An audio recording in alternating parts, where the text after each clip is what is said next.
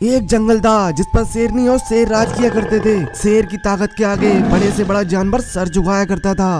वक्त के साथ शेर बूढ़ा होता जा रहा था और उसकी ताकत भी कम होती जा रही थी। एक दिन शेरनी को बंटी बाघ ने घेर लिया। शेरनी बोली, तुम जानते हो ना, मैं जंगल के राजा शेर की पत्नी हूँ। बाघ ने कहा, हाँ मैं जानता हूँ तुम्हें। तुम्हारे पति ने मेरे पिता की जान ली थी। उस वक्त मैं छोटा और कमजोर था और तुम्हारा पति जवान और ताकतवर था, पर अब वक्त बदल रहा है, मैं जल्द लौटूंगा।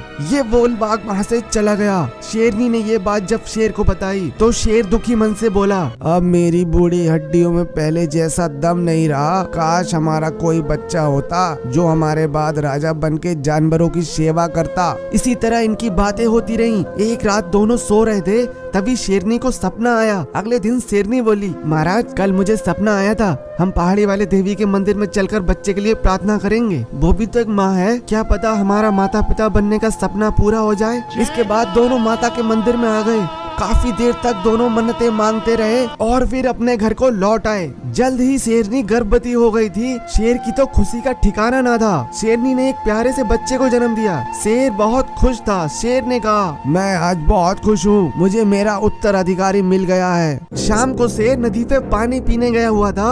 अचानक उस पर बंटी बाघ ने हमला कर दिया। शेर बाघ का सामना नहीं कर पाया और उसकी मौत हो गई। जैसे ही ये खबर जानवरों को पता चली, सभी जानवर अपने राजा को अंतिम विदाई देने आए। शेरनी वर्तो मानो दुखों का पहाड़ टूट पड़ा था। गाय ने कहा, महारानी महारानी, इस दुख की घड़ी में हम सब आपके साथ हैं। अब से हमारे नए राजा सिम्बा महाराज हैं। इसके बाद सभी जानवरों ने मिलकर शेर को दफना दिया। दूर खड़ा बंटी बाघ शेरनी और उसके बच्चे पर नजर रख रहा था। बस उसे सही मौके की तलाश थी।